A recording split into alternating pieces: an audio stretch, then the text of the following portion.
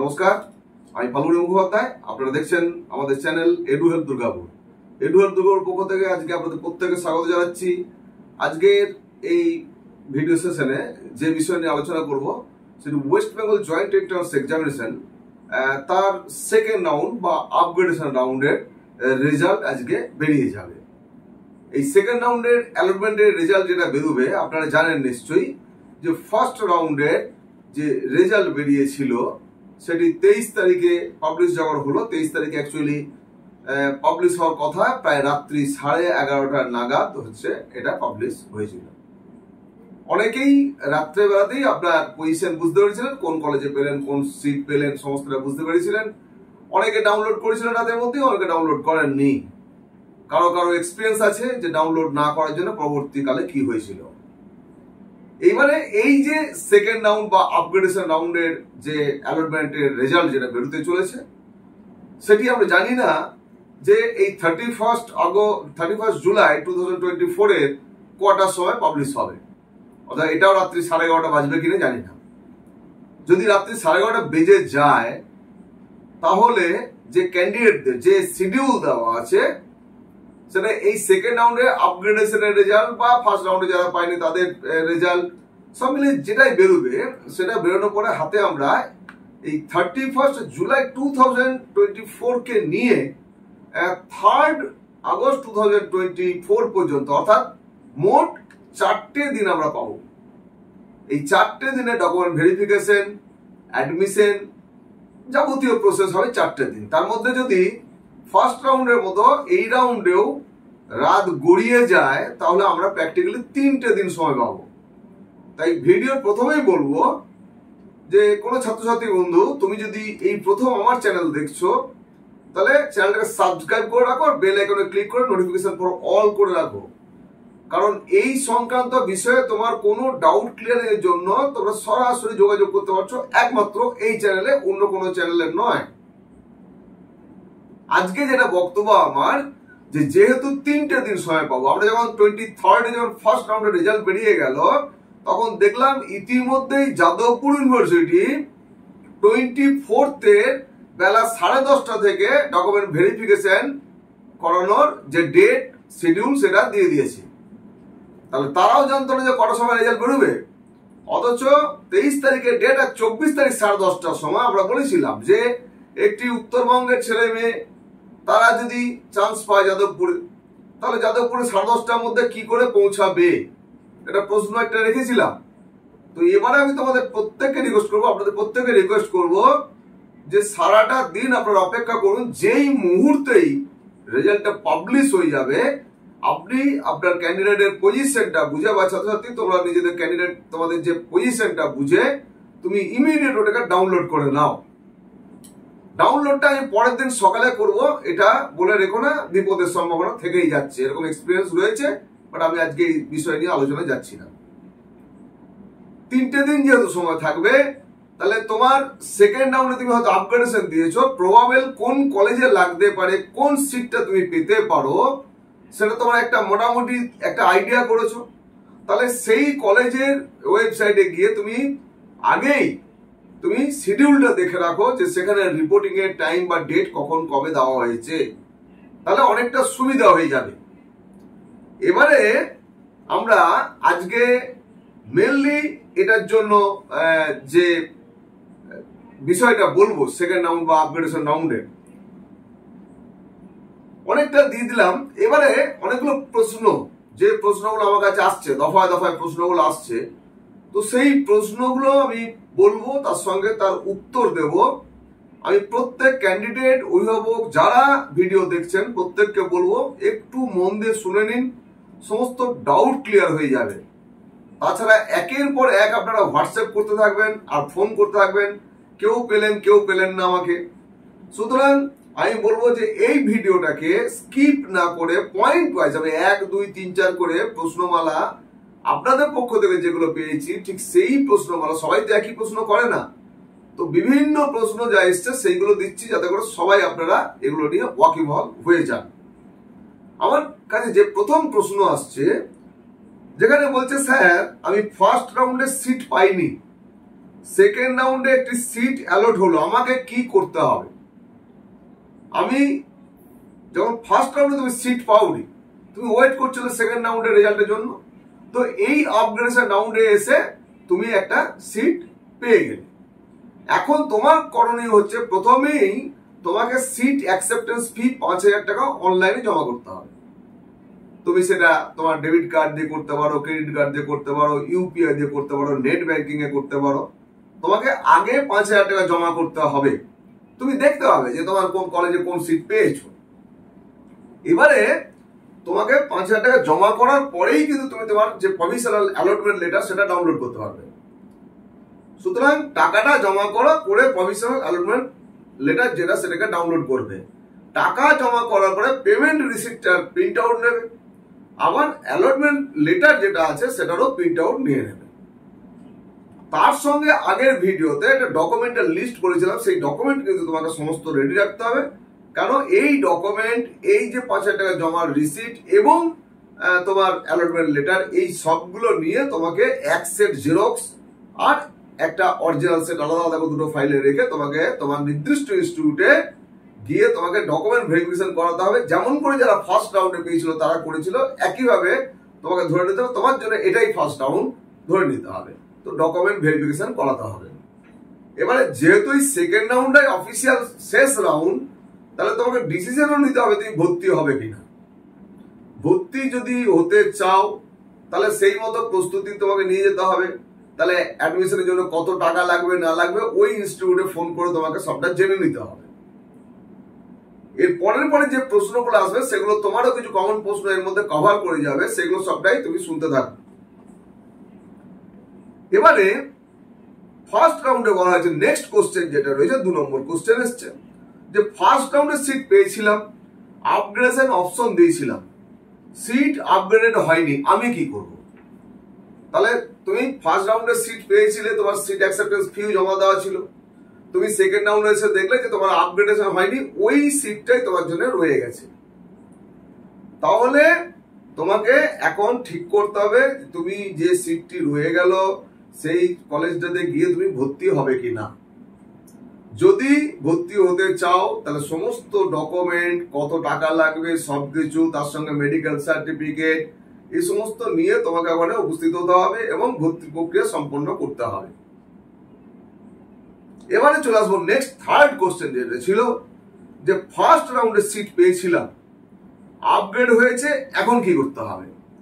তাহলে ফার্স্ট রাউন্ডে সিট পেয়েছিলে, তুমি আপগ্রেডেশন দিয়েছিলে, তোমার সিট অ্যাকসেপ্টেন্স ফিও জমা দেওয়া আছে, তোমার আপগ্রেডেড হয়ে গেল। ওই একই আমাদের আগের যে কোশ্চেন ছিল সেই কোশ্চেনের মতোই, যে তোমাকে ঠিক করতে হবে যে তোমার আপগ্রেডেড হওয়ার পরে নতুন যে ইনস্টিটিউট বা নতুন যে সিট পেলে সেখানে তুমি ভর্তি হবে কিনা। যদি মনে করো যে হ্যাঁ ভর্তি হবে, তাহলে তোমাকে তোমার সমস্ত ডকুমেন্ট ইত্যাদি নিয়ে টাকা নিয়ে ওখানে চলে যেতে হবে। প্রত্যেকে ডকুমেন্টের সঙ্গে সঙ্গে 4 থেকে 6 কপি হচ্ছে পাসপোর্ট সাইজ ফটোগ্রাফ নিয়ে যাবে। আধার কার্ড, প্যান কার্ড এসব থাকলে তার ফটোকপি এবং অরিজিনাল অবশ্যই ওখানে নিয়ে যাবে। দিয়ে তোমাকে ভর্তি প্রক্রিয়াটা কমপ্লিট করে দিতে হবে যদি ভর্তি হতে চাও। যদি ভর্তি হতে না চাও সেটা আলাদা বিষয়, তার পরবর্তী প্রশ্নে আমরা সেগুলো কভার হয়ে যাবে। আমরা চলে আসবো এবারে আমাদের জন্য চতুর্থ কোশ্চেন বা ফোর্থ কোশ্চেন যেটা রয়েছে যে ফার্স্ট রাউন্ডে সিট পেয়েছিলাম, আপগ্রেডেশন দিয়েছিলাম, আপগ্রেডও হয়েছে, এবার বলছে আমাকে কি ভর্তি হতেই হবে? আমি যদি ভর্তি না হই তাহলে কি মপ আপ রাউন্ডে পার্টিসিপেট করতে পারবো? তুমি ফার্স্ট রাউন্ডে সিট পেলে, আপগ্রেডেশন দিলে, আপগ্রেডেড হলো, কিন্তু তুমি মনে করছো যে আপগ্রেড হওয়ার পরেও তুমি খুশি নও। বাট আপগ্রেডেড হয়ে তোমার যদি চয়েস নাম্বার যা তুমি চয়েস যা দিয়েছিলে তার যদি 1 নম্বর সিরিয়ালে হয়ে যায় তাহলে কিন্তু তোমাকে বাধ্যতামূলক ভর্তি হতে হবে। আর যদি ভর্তি না হও সেই ক্ষেত্রে তুমি কিন্তু মপ আপ রাউন্ডেও যেতে পারবে না। বাট 1 নম্বর চয়েসের নিচে হয়তো 2 বা তার নিচের দিকে চয়েসে যদি হয়ে থাকে আর তুমি যদি মনে করো যে না এটাও আমি স্যাটিসফাই নই, আমি ভর্তি হব না, আমি মপ আপ রাউন্ডে গিয়ে দেখবো, তাহলে তুমি ভর্তি যদি না হও তাহলে তুমি মপ আপ রাউন্ডে পার্টিসিপেট করতে পারবে। নতুন করে আবার মপ আপ রাউন্ডে রেজিস্ট্রেশন করতে হবে, চয়েস ফিল করতে হবে। আর তুমি যদি ভর্তি হয়ে যাও, সিদ্ধান্ত নিয়ে ভর্তি হবো, তাহলে কিন্তু তুমি মপ আপ রাউন্ডে অংশগ্রহণ করতে পারবে না। নেক্সট কোশ্চেন আছে যে আমি ফার্স্ট রাউন্ড এবং সেকেন্ড রাউন্ডে কোনো সিট পাইনি, তাহলে আমি কি মপ আপ রাউন্ডে পার্টিসিপেট করতে পারবো? ডেফিনেট। তুমি ফার্স্ট রাউন্ডে কোনো সিট পাওনি, সেকেন্ড রাউন্ডে কোনো সিট পাওনি, তাহলে তোমাকে গিয়ে আবার মপ আপ রাউন্ডে একটা রেজিস্ট্রেশন করতে হবে। এবং যেহেতু ফার্স্ট রাউন্ডে আগে তুমি রেজিস্ট্রেশন করেছিলে 500 টাকা দিয়ে, তাহলে এখন এই মপ আপ রাউন্ডে গিয়ে তোমাকে 200 টাকা দিয়ে রেজিস্ট্রেশন করে আবার নতুন করে তোমাকে চয়েস ফিল করতে হবে। চয়েস ফিল করে তুমি কিন্তু এই মপ আপ রাউন্ডে পার্টিসিপেট করতে পারবে, এবং এটা একটাই মাত্র রাউন্ড হবে। নেক্সট কোশ্চেন যেটি রয়েছে, যে আমি ফার্স্ট রাউন্ডে কাউন্সিলিং এর সময় রেজিস্ট্রেশন করতে পারিনি, আমি কি মপ আপ রাউন্ডে অংশগ্রহণ করতে পারবো? হ্যাঁ, ফার্স্ট রাউন্ডে যারা মানে কাউন্সিলিং এর সময় রেজিস্ট্রেশন করতে পারেনি কোনো কারণে, তারাও কিন্তু মপ আপ রাউন্ডে গিয়ে আবার নতুন করে তারা ওখানে রেজিস্ট্রেশন করবে। রেজিস্ট্রেশন করার পরে তারপরে সে চয়েস ফিল করে অংশগ্রহণ করতে পারবে। নেক্সট কোশ্চেন আছে, যে আমি ফার্স্ট রাউন্ডে সিট পেয়েছিলাম, 5000 টাকা সিট অ্যাকসেপ্টেন্স ফিও জমা করেছিলাম, এবার সেকেন্ড রাউন্ডে সিট আপগ্রেডেশন হয়েছে, আমি কি আবার সিট অ্যাকসেপ্টেন্স ফি আমাকে জমা দিতে হবে? তুমি ফার্স্ট রাউন্ডে যখন সিট পেয়েছিলে তখন তুমি সিট অ্যাকসেপ্টেন্স ফি জমা দিয়েছিলে, সেকেন্ড রাউন্ডে তোমার আপগ্রেডেশন হলো, তোমাকে আর সিট অ্যাকসেপ্টেন্স ফি জমা করতে হবে না। সিট অ্যাকসেপ্টেন্স ফি একবারই, এমনকি যারা ফার্স্ট রাউন্ডে সিট পেলে, পাওয়ার পরে সিট অ্যাকসেপ্টেন্স ফি জমা দিলে, সেকেন্ড রাউন্ডে এলে, এসে দেখলে আপগ্রেডেড হলো বা হলো না, দেন তুমি ওখানে ডিসিশন নিলে যে আমি ভর্তি হব না, তাহলে মপ আপ রাউন্ডে যাবো। এবারে মপ আপ রাউন্ডে রেজিস্ট্রেশন করার পর তুমি চয়েস ফিল করলে, চয়েস ফিল করার পর কোনো একটা সিট পেলে, তখনও কিন্তু তোমাকে আর সিট অ্যাকসেপ্টেন্স ফি কিন্তু জমা করতে হচ্ছে না, অর্থাৎ সিট অ্যাকসেপ্টেন্স ফি একবারই জমা করতে হয়।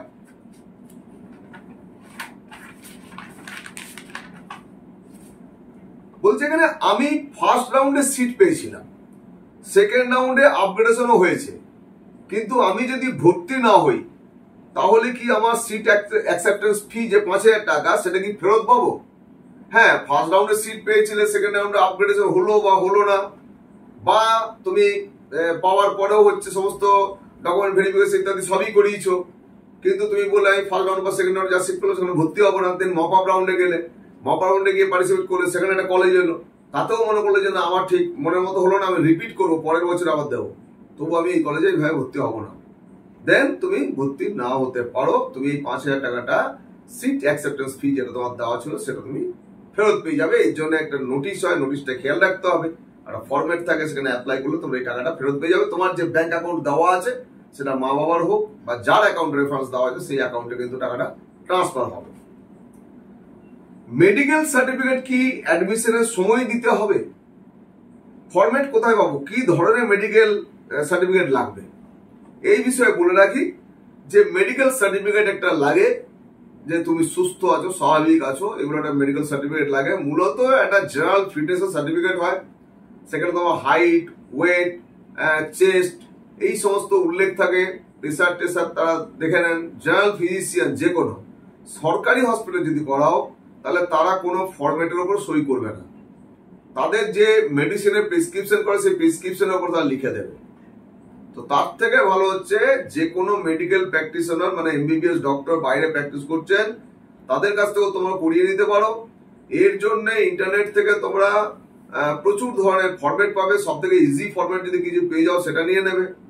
এছাড়াও কিছু কিছু ইনস্টিটিউট তারা নিজের হচ্ছে একটা মেডিকেল সার্টিফিকেটের ফরম্যাট দেয়, সেই সব ইনস্টিটিউটের যে ফরম্যাট সেই ফরম্যাটটা তোমার ডাউনলোড করে নিতে হবে।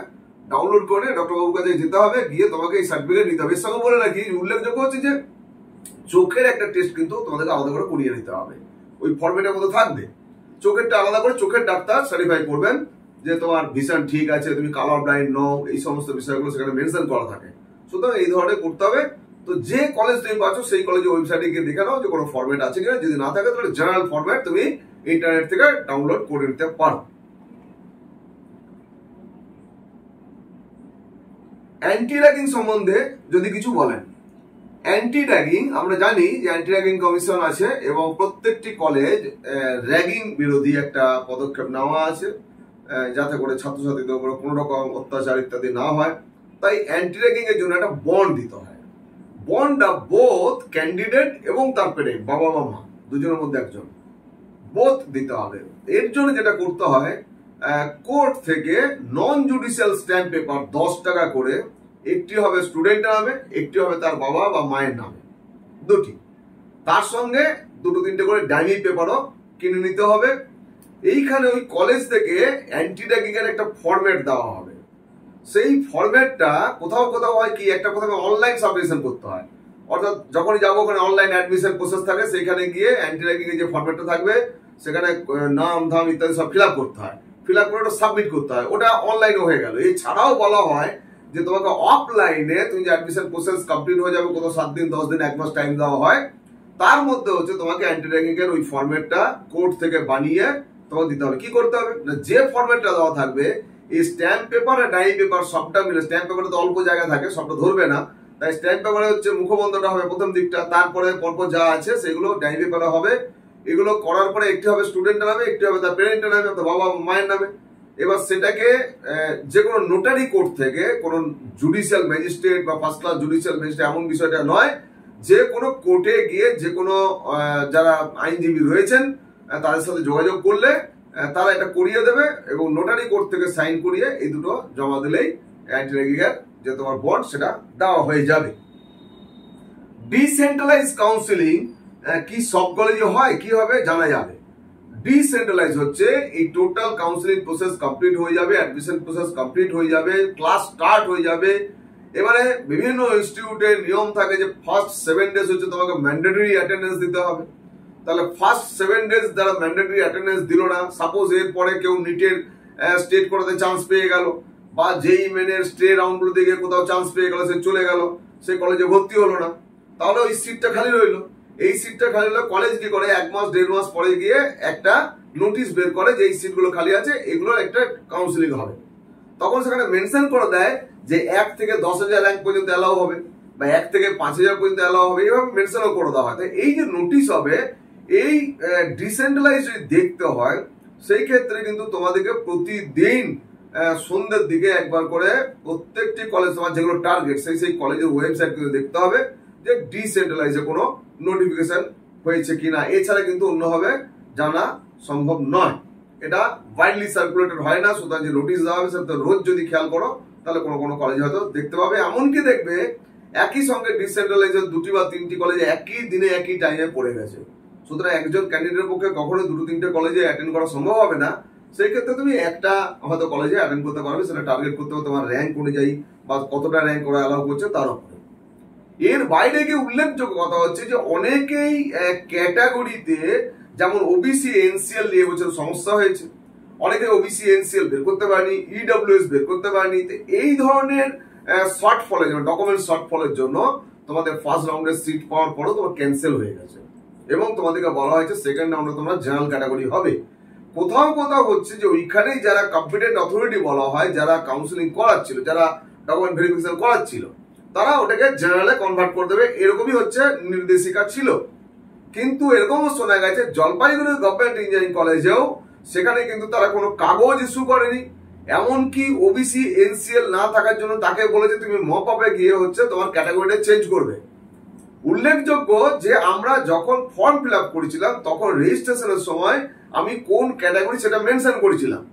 সুতরাং এই একমাত্র অ্যাডমিনিস্ট্রেটিভ পদ্ধতিতে যদি চেঞ্জ না হয়, তাহলে আমি কিন্তু মপ আপ রাউন্ড পর্যন্ত আমার ক্যাটাগরি চেঞ্জ করতে পারবো না।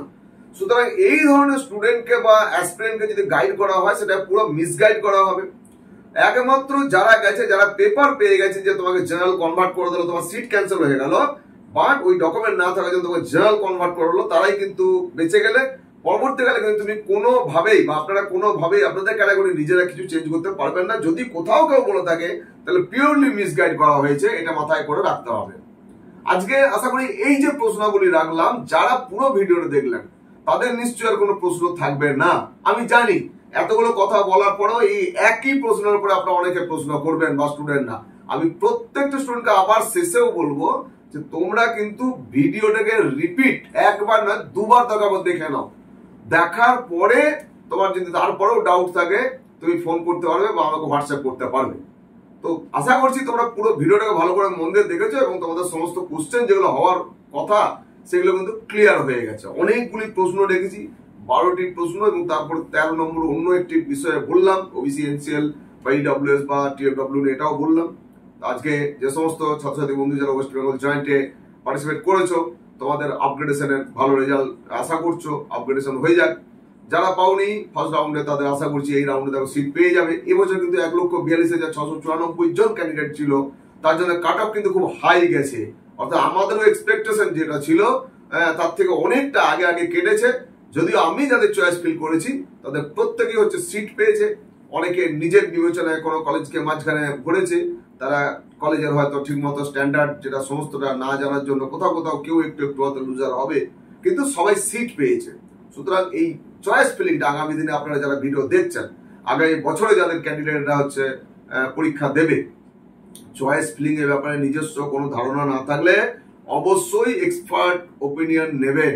সেটা আমাদের কাছে হোক, অন্য কোনো সংস্থার কাছে হোক, আপনারা এক্সপার্ট ওপিনিয়ন নেবেন। প্রয়োজনে কিছু ফিস লাগে সেগুলো দিয়েও হচ্ছে করাবেন, তাতে করে আপনার যে স্টুডেন্ট ক্যান্ডিডেট তাদের ভবিষ্যতে কিন্তু সিকিউর হবে। প্রত্যেককে অনেক অনেক শুভেচ্ছা, নমস্কার, ধন্যবাদ জানিয়ে আজকে ভিডিও এপিসোড শেষ করব। আপনাদের আমার সঙ্গে এতক্ষণ থাকার জন্য প্রত্যেকে আবার ধন্যবাদ দেবো। বলো প্রত্যেকে ভালো থাকবেন, অপেক্ষা করবেন আরো নেক্সট ইম্পর্টেন্ট ভিডিওর জন্য। ধন্যবাদ।